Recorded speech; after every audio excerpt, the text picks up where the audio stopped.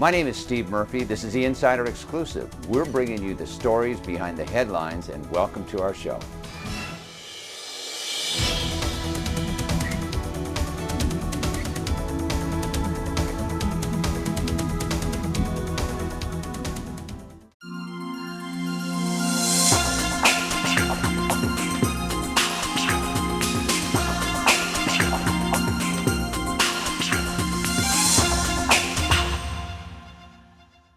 I read in your book that after you got those verdicts that you wanted, and after you gave those speeches that you needed to give, that you felt a terrible letdown. Yes. You felt abandonment. Yes. You felt like, God, there's got to be more. And is that what really changed you? Because you had to realize you can't keep climbing the ladder and falling off and climbing and falling off. I think that's in great part what changed me. I think that the problem, it's not only for young lawyers. Yeah. It could be journalists, it could be doctors, it could be nurses, it could be anyone who's in a profession. That if you have this drive to be number one, instead of to be excellent, what happens is the adrenaline rush of the trial, the adrenaline of the verdict, and then you go crashing down. I mean, it's not subtle. You go crashing down. I used to say the only difference between winning a case and losing a case was I got to be happy before I was depressed. And that's a different state of mind than where I am now. Yes.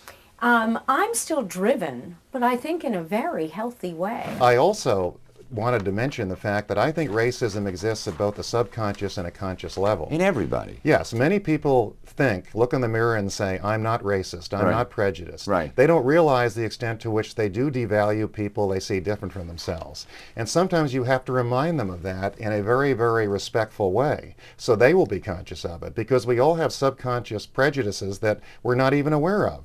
And I also mentioned that all of us grow up with some kind of prejudice. People who say, I have no prejudice, I've never been exposed to it, are not telling the truth. We all grow up prejudiced. We have to remind ourselves about it every day and do what we can to overcome it. Well, let's talk about kids when they go to school. I think it starts from the elementary school. Right. A kid sometimes is forced to choose a group just to get to school, Right. isn't he? Yeah. Well, we've seen it happen. I mean, at Markham Middle School in South LA, near the Watts Towers, you could see them from the school, the Watts Towers.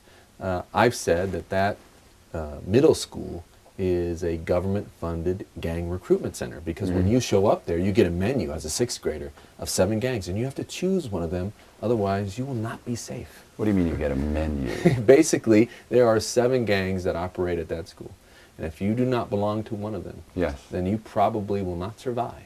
This is about how all of us, right, might possess some of the secrets which may cause us to, go over the line, right?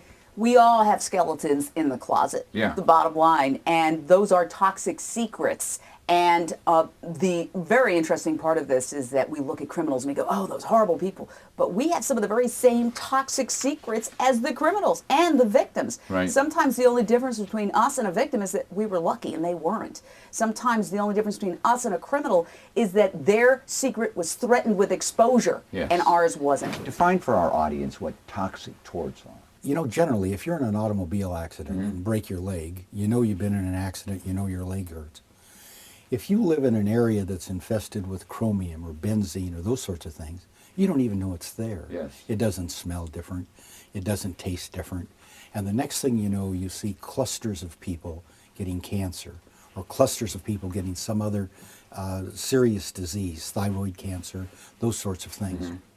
And those are the toxic torts. Namely, those are victims of the manner in which somebody else disposes of stuff that really hurts people. Tell us a little bit about what goals that you have for your area, or your council area, that you want to see implemented in your new term, and congratulations on your election.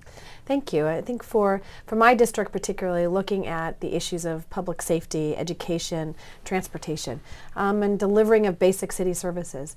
That's what people elected us to do. Everything from potholes to street lights to making sure that we preserve our environment and have more open space in the city of Los Angeles. When you say public safety, are we talking about crime? We're talking about crime, we're talking about gangs, we're talking about prevention, creating programs like I did with Mayor Bradley called LA's Best, which is an after-school prevention program.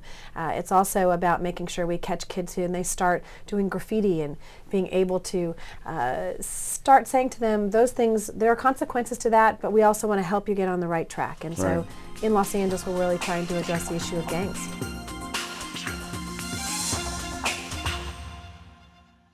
Thank you for joining us on the Insider Exclusive. You can see more of these shows at www.insiderexclusive.com. I'm Steve Murphy. I'll see you next time.